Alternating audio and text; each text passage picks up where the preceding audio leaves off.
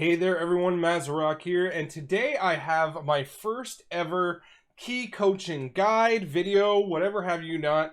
A very generous viewer has recorded his gameplay for me, and this is an 18 Gambit BDK where he said he was struggling a little bit with threat and a little bit of routing issues and things like that, and he was wondering what we could do. I gotta say right off the bat, it takes an immense amount of heart and mental to be able to put yourself out there and ask for criticism on the internet. And I want to say thank you so much for doing this and being the first for me for taking the step, because key coaching and these key reviews of videos is something I've been wanting to do for a while. If this is something you are interested in doing yourself, recording your gameplay, there is a Google Drive folder that I will link down below. Please make sure it's HD. And I didn't ask this gentleman to do it, but if you can, I did ask him to send me his talents afterwards, just so I could take a look at what was going on and kind of go from there, because he did say there was a few issues and stuff going on and things like that. So we corrected a few talent choices. He also was playing Super Strain and not Crimson Rune Weapon, so we did discuss the strengths between both. But he did say that they timed this key, but it was a little rough. So let's see what goes in right off the bat. So right off the bat, he, in my opinion here, he took way too long to cast Blood Boil. But Slappy Hands is a fairly good opener. This pull here would have probably been something with Slappy Hands that would have actually been a little bit easier to double pull, because how are you tracking your Bone Shield stacks? Right there. Just because Slappy Hands is such a good threat generator right off the bat, and it's an easy way to keep people in.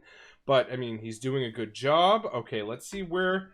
Okay, so we're losing some Sanguine here. We're definitely seeing a lot of Sanguine healing done, so a little bit of Sanguine management is going to have to be worked on there. Taking damage done. There we go. So he's losing threat. Okay. So he's saying he's losing threat, but he's also got a Havoc Demon Hunter and a Fury Warrior in the party. That is never a good combination for threat management, as much as I love both specs. My goodness, both those specs love to rip threat from the tanks. See, here, this is an instance where I actually think he did a really good job on any week but Sanguine. The pack was dying. Oh, the warrior put Spear of Bastion in Sanguine. That happens all of the time. It's hilarious. But he actually gripped a mob that was dying, where the range could have dotted it up and let it go off and pull off Sanguine somewhere else. He gripped it in. Any other week but Sanguine, 110% the right play there. But on Sanguine weeks, where if you're just gripping something in that's dying, all you're doing is adding to the healing pool of the mobs and stuff going on. So let's see what's going on here right off the bat. Okay, he's got the scale binders. He's targeting the scale binders right off the bat, which is very, very smart. He's got Dancing Rune Weapon going. Now, he was targeting a scale binder, but the Invigorating Fish Stick got off. So for me as a tank, I never, and I mean never, I'm always focused on the scale binder, especially as a BDK, because you can grip them out of it. You have a lot of different options on what you can do. You've got Asphyxiate Vader Choke. You can you can grip them. If you're quick enough, you can also target a different one and hit Gorfine's Grasp. But like rotationally and survivability wise, none of these packs really hurt, but he's doing a very good job. He's pulling, look at all of that healing he's doing, and his Sanguine management on this one is very, very good as well. Slappy Hands towards the end of a pull, most of the time I'd say not the right play. Sanguine Week changes things up though, because this allows you to constantly move with very little effort, mobs out of the pack as you're going. But I generally reserve Slappy Hand for threat generation, because it is a 2-minute timer. 2-minute cooldown, which can be fairly difficult to kind of get that threat going, especially if I know I have a Havoc Demon Hunter and a Fury Warrior in the party. Like I said, both of those just love to just rip threat off the tank. And it doesn't matter what tank you are. This isn't a BDK problem. This isn't anything like that. Okay, so here he's targeting the Relic.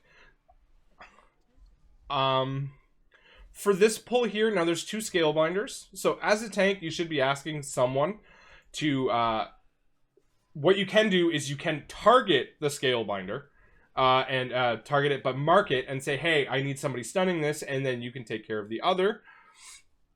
As well as for the Murlocs, now he used Gorfine's Grasp pretty quick here. If you're going to be pulling a pack like this, I would actually wait for Gorfine's Grasp for when they're running away, to try and keep them a little bit closer together. But this is Sanguine week, so like I said earlier, letting them run away is also a good right call here, and letting the range kind of pick them off before the Sanguine pools pull up under them. But this is, and this is one thing where I keep telling anybody that I'm running with, we're like, well, why didn't you target as a tank? Number one, I'm trying to get threat. There's 8 or 9 mobs in these Murloc packs. I have to hit every single one of them so they don't rip threat off of me. I can either choose an Relic and you can deal with threat, because at that point I don't care, or I can get threat on the mobs that are actually going to hurt you. But you need, as the DPS, to kill the right Relic. This here was him going after, I presume they had planned on they're only at 28%. I don't exactly know which route this guy's is. One of the things I want to do is actually talk about routing. I really need to make a Gambit video. He might just be doing something straightforward as well. But one of the things that I'm noticing here as well, through a little bit more... Okay, good. He's going right after the scale binder, which is very important.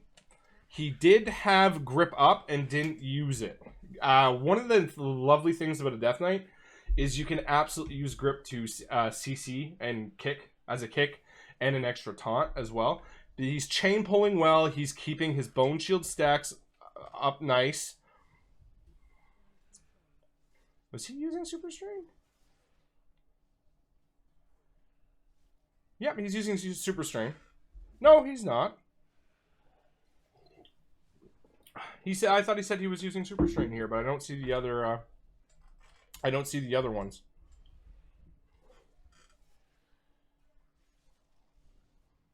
But I mean, all in all, the mobs here aren't too bad.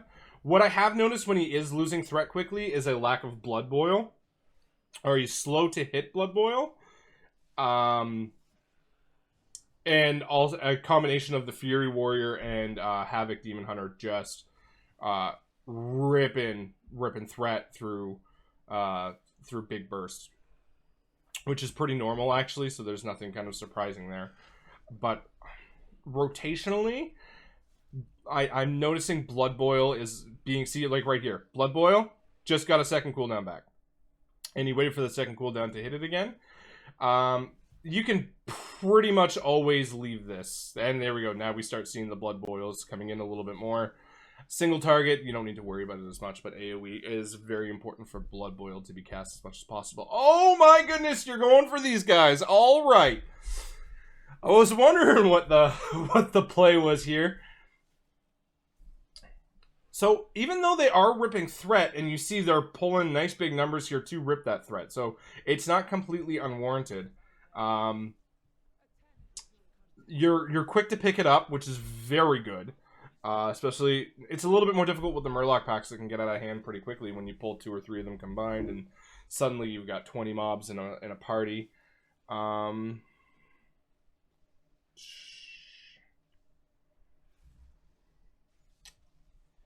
Looking here, no, you're doing good on your bone shields.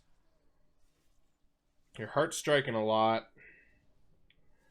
I would change, for the conduits, I'd change your debilitating malady though. That one there's a very minor DPS increase, where the strength increase could serve you a little bit better, especially with everything else. But I mean, we're talking minor stuff there. Man, you're ballsy. My routes never, ever pull those guys if I can help it.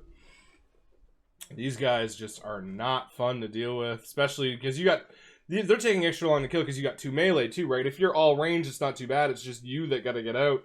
But with having a Havoc and a Fury in there, it's a lot of run away, come back, and you're killing a lot of time just by pulling these guys and having that much melee in your group. Because every time you get set up and they start doing damage, they have to move away from the pulse, and these Stormforge Guardians do suck. I have to admit, they do suck. I'm going to skip them in my Gambit video, so if you're watching this wondering how you tank Gambit, I skip these, but this is how you tank those. This is actually really, really good. He's doing a perfect job. He's keeping them in the middle of the room as best as possible, and he's making sure that there's a lot of room to move wherever you need to be. You could put them in a corner, but then you could be locking yourself away from certain areas. But he's giving you plenty of room to move and plenty of space all around, no matter where you are, because you don't have a whole, unless you're expending a movement-based ability to get out of those charge circles, then it kind of sucks. Here, I like that you're very quick to get your Bone Shield stacks back and pull quickly. Hilbrande is one of those things that, I mean, he's not bad, but he kind of sucks. He doesn't hit very hard either.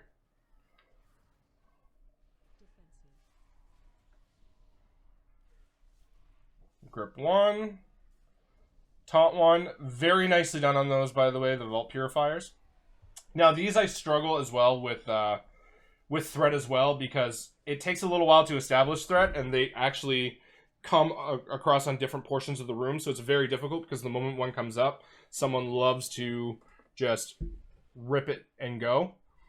Now this is all right. See here, this is why I don't do weak auras for this fight, and a lot of people have like kind of shit on me for this, but at the end, once I say no, I'm just gonna put them in chat, and they're like, really, just use the weak aura? I was like, no, trust me, I'm faster. You have to wait for all of this to set up before you can even start pressing the weak aura, versus if you start typing it in chat, just R space blue, enter. P space yellow, enter. And by the time this one is done even spawning, you have it in, versus by the time this is done spawning is when you can put it in the weak aura. But that's just me, and that saves a lot of time. I think the weak aura actually kills a lot of time that could be saved by just typing it in chat if you're quick enough. You know, which you should be very quick enough. But the party was organized and got it done very quickly. That's a little gripe with me, but with me, you'll never see the weak aura. I just say it in chat. We're looking here. Pool management seems to be okay, but I mean, that's a DPS thing, which is whatever. I loved that, by the way. I loved what you did with your Death and Decay, except the problem is you're not standing in it. You did plan for the movement based around, or it might have been a misplace, but there was the frontal. That was the perfect time for you to swap around the boss and get in your Death and Decay. Especially because I'm pretty sure you're playing Relish and Blood.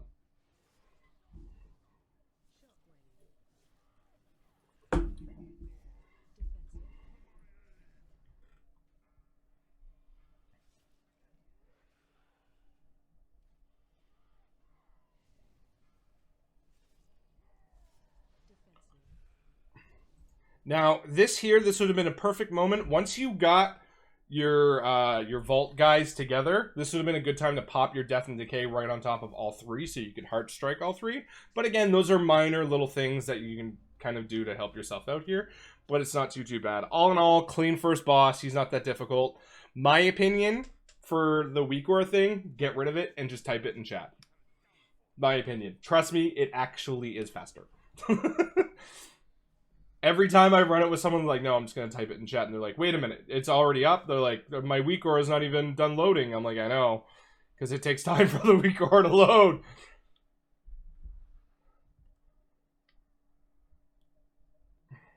Double pulling. Ballsy. Love it. Let's go.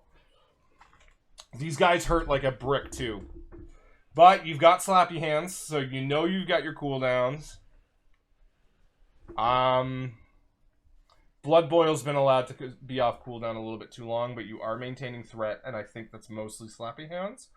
One of the big takeaways that I can get from seeing you pull AoE is you aren't hitting Blood Boil enough. Personal opinion. Blood Boil is going to be one of your main AoE abilities, aside from Heart Strike, especially once you start running Crimson Rune Weapon more, and you get that Dancing Rune Weapon uptime a lot more.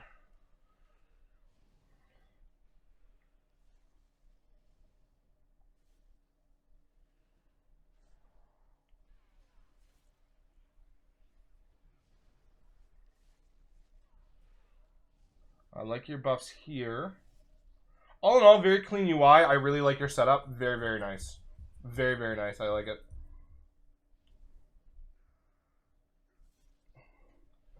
Stunning in the Sanguine, a tale of as old as time.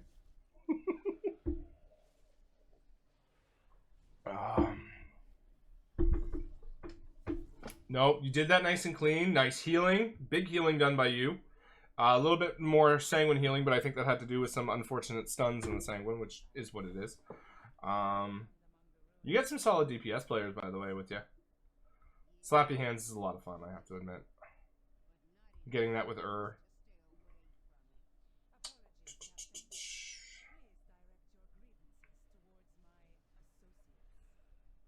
Now, for your trinkets, First Sigil I find is very, very good in...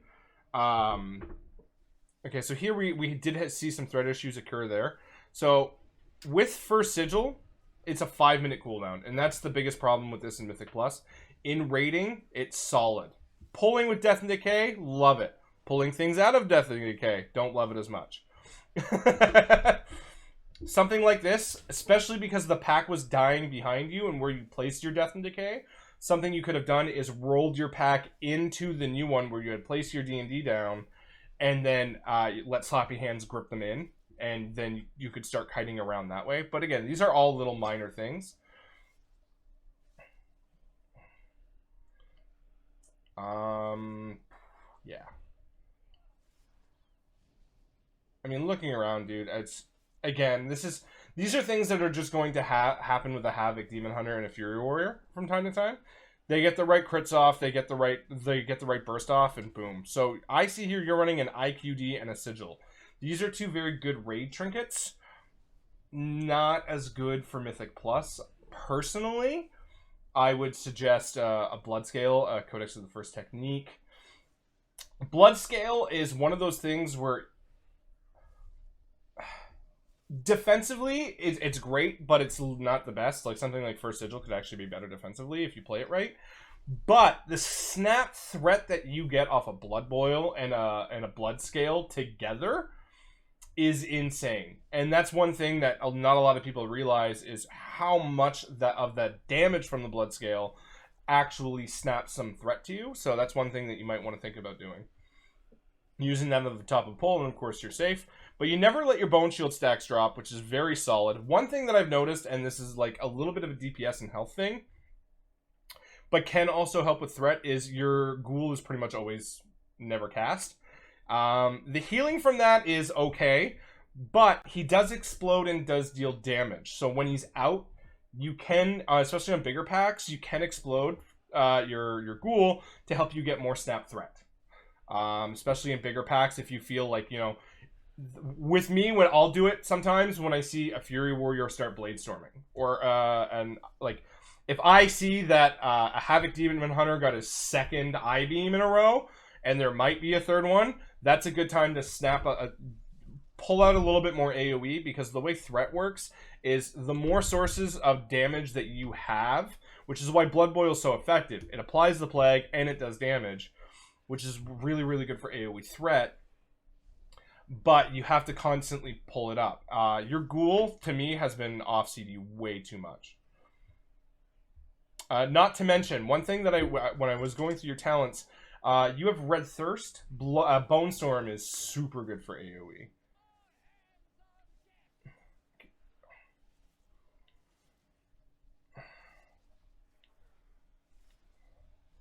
One of the tricks that I learned with Time Cap Hooktail here is actually starting here, right back here, and then flipping him around. Flip him around. Don't flip the tail towards the melee. Flip the tail away from the melee.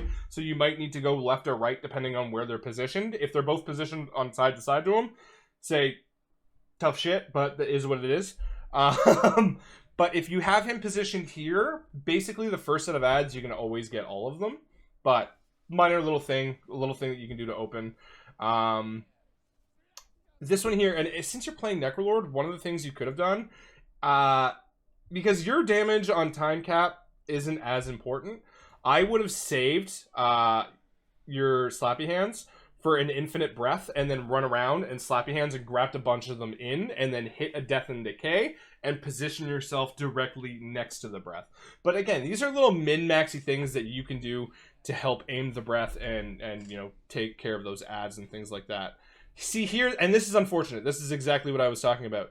One melee player here, one melee player here. They are giving you 0 options whatsoever to flip the boss around, which you do need those options. So if there's something, if these are friends of yours, say, hey, you guys need to stack together because I need to flip the boss around from time to time. And if I do, y'all gonna get hook swiped, and that sucks. But that's on you.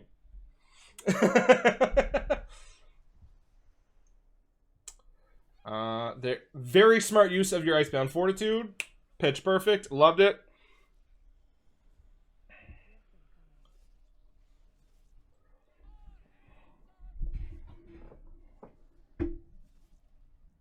There, you're both your melee. See, both your melee players here are great. This is... Alright, so here...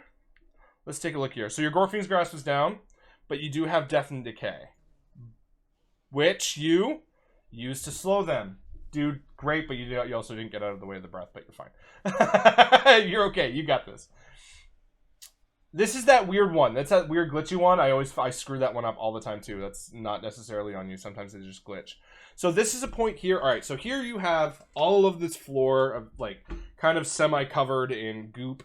You need to hard reset, and this is where I try and hard reset by finding a point on the other end and then just going through a straight line and screw the goop, but finding yourself the straight line of least resistance. So here you're obviously trying to reset the boss's position somehow, where hook swipe isn't a problem, and hook swipe is never as much of a problem if it's facing the rocks. But also, you need to be able to get these Corsairs. So there where you kind of went... Let's take a, like, okay, so here, you're going to go up here. You would have had a chance to hook around. And had you hooked around, you would have been able to get all of those Corsairs in that same one instead of trying to move. But now you've also created a danger point with the hooktail around there. But I mean, again, little min-maxy stuff, but stuff that can actually kind of do a little bit better. But all in all, I have tanked this boss worse than you have before. You're doing a pretty good job. And also, little tip, sub 5%, screw the ads. Just make sure that you can burn down the boss. I hate that boss, sorry. Love it. When you start getting to the burn phase, and there's not a whole lot of ads, and they're easily dealable, just make sure that you're no longer dealing... You're no longer, pointing the breath at any of your players, and just let them DPS. Just, once you get sub 10%, screw the ads, don't aim the breath, and just watch the hooktail, make sure that wherever you're positioning the breath isn't going to hooktail any of your melee or anything like that. But you can quite easily just let them burn. Let them burn it out, and just don't worry about mechanics. Once you get to like a certain point, depending on how your DPS is. If your DPS is a little bit low, you might want to swap that down to something like 5% or whatever. But once you get to a certain percentage where you know your DPS are just going to be able to burn it down, if you give them the opportunity, that's a good time to stop trying to kill the ads with the breath and just let them burn. But again, little min-maxy stuff. But I mean, you're doing good, man. Also, love that two-hander Mog. I'm using it right now on my BDK as well.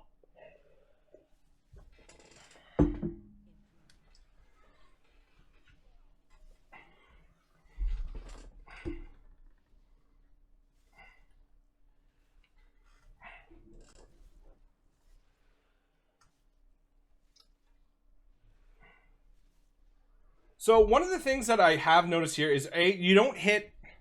So you take Red Thirst, but you don't hit Vamp Aura a lot. which kind of defeats the purpose of Red Thirst. It means you're trying to get the 30% health, you're trying to heal, you're trying to do things like that.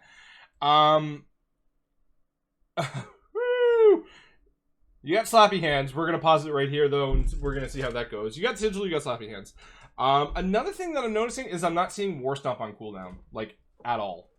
Or very, very little. An AoE stun is huge, especially in Gambit, where you have so many things that you can kick, that you can CC, that can get dangerous if you don't watch out. And War Stomp is very, very strong. So, and then with your threat issues, I think Bone Storm would actually fix a lot of that. Because I'm also noticing that your Lichborn isn't on cooldown a lot. One of the ways that BDKs can maintain threat is through healing. So we've all had that point at one point or another, where healer threat kind of, a healer heals so much and does so well that they rip threat from stuff. You can tap into that threat generation as well by healing. Bone Storm heals, but you can add into that by pairing it with Vamp Blood and Lichborn. Now, this isn't something that you're necessarily want to start doing in much higher keys when we're talking 20, 30, 20s, 30s, 40s. Yeah, 40s. But if you start progging 25s, you're going to start min-maxing when you press the Lichborn and when you press Bone Storm. But in that 15 to 20 range, Bone Storm has a 1-minute cooldown, does AoE damage and healing, so great for threat generation. But if you pair it with Lichborn, you will gain 15% leech while Lichborn is active and Bone Storm is active. It's a great way to dump RP. But I understand RP is a little bit more difficult to get when you have Slappy Hands instead of like Kyrian or things like that. But if you go Kyrian or if you go Night Fae, then your runic power generation is going to be a lot stronger, so you're going to be able to do a lot more Bone Storms.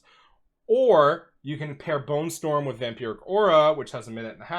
But either way, your basic ones, if you alternate between those two, like Bone Storm Lichborn and Bone Storm Vamp Aura, you're going to be adding a lot of AoE damage and AoE healing into your damage into your rotation, which is going to help you with threat management. Please, I hope they said yes. You said big. I hope they said yes. Oh, they said no. That makes me sad. There is a lot of things to worry about here. I'll give you that. There's a lot of things to worry about here. You kick the Unstable Rift. Great job. I think you're going to pull by accident. Yep. Honestly, I would have just committed to the big pull. Yep. I don't think that was a no. I think you had the right idea. Take the portal. Yeah. You worried me there for a second. I actually think you had the right idea with a big pull. It is more than doable. Fortified Weak can suck a little bit, but you're a Tauren, you've got War Stomp, you had Slappy Hands, and with Slappy Hands, what you can do, especially with those caster mobs, is constantly backpedal. Because you're always going to grab the furthest one out in, so whenever they stop and cast, you're just going to keep pulling them back, and you're basically got a lot of free interrupts, and you also got Gorfien's Grasp, which you can use to like group kick a lot of things, and War Stomp to group stun. You have a lot of things at your disposal, but your problem there wasn't that you double pulled. I think your problem was was that you committed way too late to the double pull.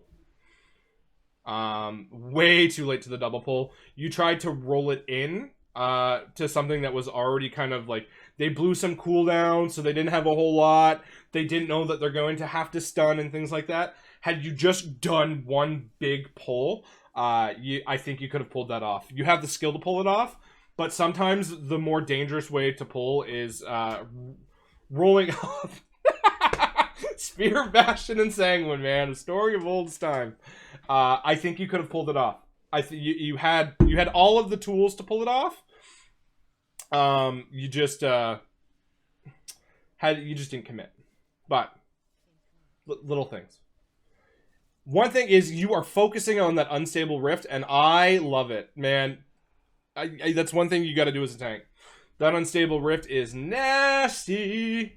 Let the DPS worry about the Reinvigorate. Stun the Reinvigorates, or kick them when you can, but Unstable Rift is by far the thing that you want to be kicking the most.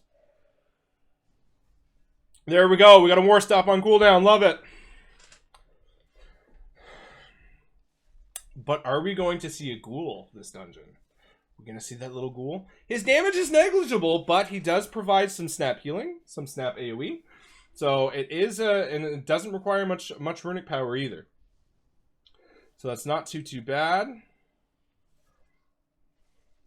You're using your defensives properly.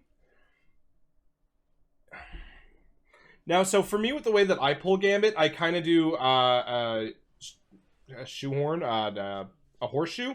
I'll pull that first mob that you did, and then I'll pull these two, and then I'll come around, but the DPS have to wait for me to pull the Starseer back into that back corner, but those are little minor things, because I like getting the Relic right before Solios, but, I mean, that's just the kind of the way that I like to pull it, because these guys suck on Fort Week! So I like letting them burn a couple of cooldowns on these and then getting that back with so they have cooldowns and then an extra with especially if they burn a 3-minute on the first Starseer, double they can have that 3-minute back for when it matters.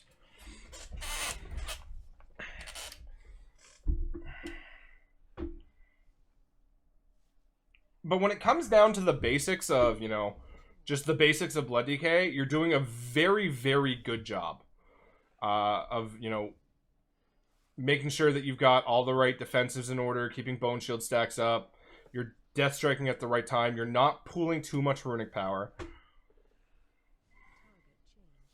But at the same time, I think sometimes you're squandering, I don't want to say squandering it, I think you're quick to use it instead of saving it. But I mean, you haven't had any survivability issues or anything like that, so really not a problem there. Once you start using Crimson Rune Weapon, though, you're going to want to be using the Editing Rune Weapon on pull. Absolutely. 5 minutes left. You're doing a great job. My guess is you're not wiping here. Because there's no way that you're going to time it with 2 minutes with a wipe on Solia.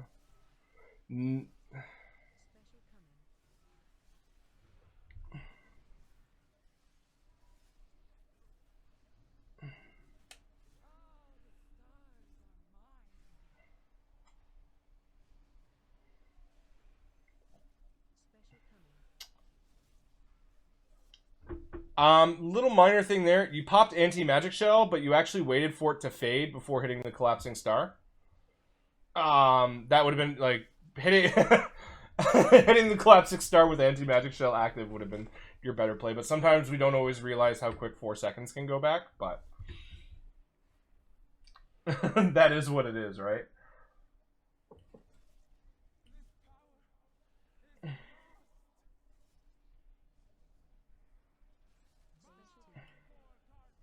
Now this here, I see a lot of people doing this. Once he does that little phase thing, I mean, aside from padding your own numbers, there's really no reason to keep DPSing him, aside from keeping your Bone Shield stacks up, just because he heals back to 100 and then takes like 99% less damage. Your positioning for this boss here, let's take a look here. Here we see that we have all of the energy fragmentations going around. Your camera work is good. This is a camera work fight. This in here is how do you position your camera to work well. Oh, okay. So a little trick here for the collapsing star to save yourself some time. Let's go back here. Is the collapsing star is going to show up, and then you're going to think about going in, but then you're not. Do you have Death's Advance up is one of the questions. I do not see it on your bars. Oh, you just popped it. Okay. If you use Death's Advance, you're not going to get thrown. This is one where I will use one of the charges of the Collapsing Star to put myself into position away from these things to throw me away. Or because you had such close proximity to some free space and hit Death's Advance, I would have just kind of popped in real quick. Burst one, and then because there's nothing really going on. As long as no one's getting hit by the ground circles, you're fine. Boss positioning here, your energy fragmentation, do you see what went on there? You do not want to tank a boss near one of these things. Because the further away you are from the energy fragmentation, the better and easier chance that you have at not dealing with them. So boss positioning there was something that I would have worked on a little bit. as pay attention to where these moats are. I think they're like Lahuvum moats or whatever we can call them. They're kind of the same thing. And just make sure that you're not too close to any of them to give yourself as much room as possible and your party as much room as possible, just to not have to worry about it. But all in all, I mean, really good job tanking this. You did a fantastic job. The big takeaways here are hit Blood Boil a little bit more. I'd go with the Bone Storm talent and pairing Bone Storm with Lichborn or Vamp Aura to help you generate a lot more AoE threats, especially in Gambit, where you have all of these big mobs and things like that. As for routing, I would literally start planning a skip on the hallway bosses.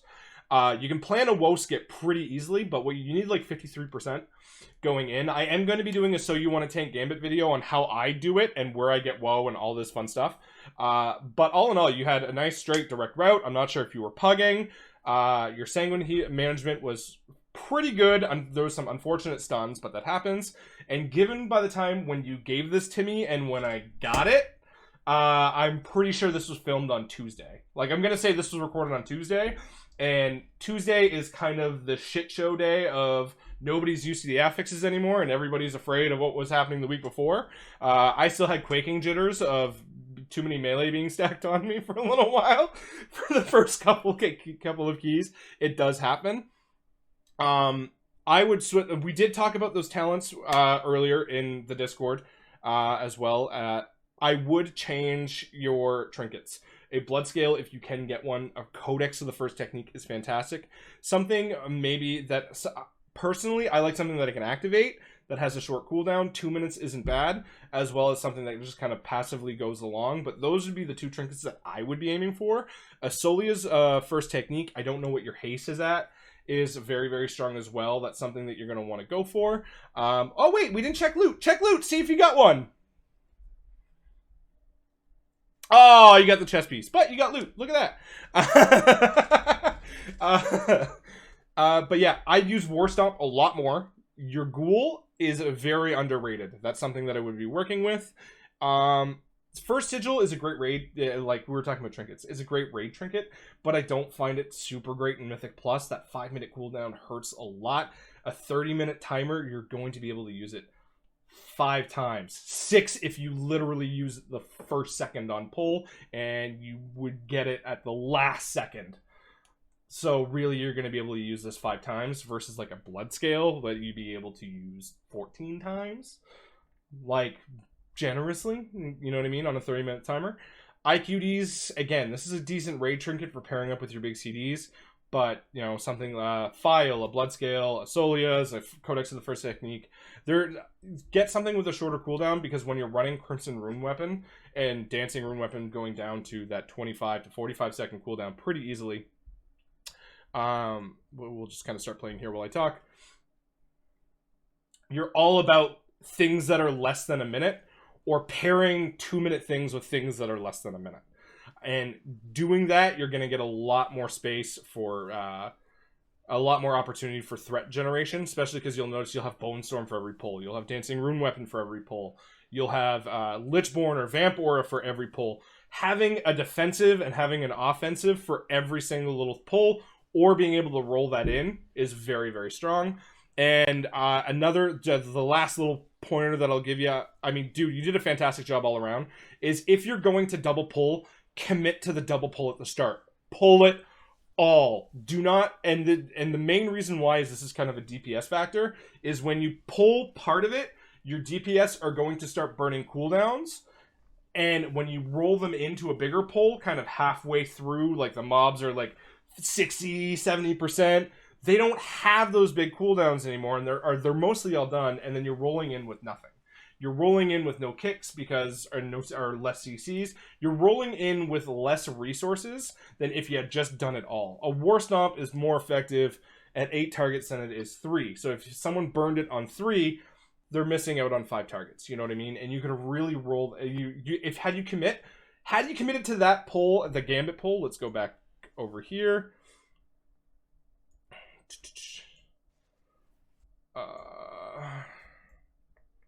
Here, Okay, so there you died. So there it is here. Yeah, you're gonna pull big in a second. Come on. Had you committed to this pull right here from the start, with your group comp and how things were going and how well you guys were dealing with things, you wouldn't have had a problem. Right here, using Slappy Hands on 3 mobs versus these 8, you're losing out on so many resources that you could have tied into. So much threat, because you are relying for Slappy Hands on threat. These 2 are now casting at mobs. You had the opportunity to double pull and bring it in, but you didn't. And sometimes that's just the way it works. And there you said nope. I say yes, but I think you would have just had to commit to the full thing. But thank you so much for giving this to me to review. Hopefully I've given you some good coaching tips. I am on Discord. You got a hold of me on Discord. If you would like to put up a key for review, there is a Google Drive link down below. If you have any questions about that, join the Discord down below as well, and you can ask me questions on how to get that in and things like that. Thank you so much for giving me this video to review. It's been an absolute blast. I want to thank you again. Aside from that, like, comment, subscribe, all that fun stuff. Thank you so much for watching the video this long. Have yourself a good day, and thank you for listening.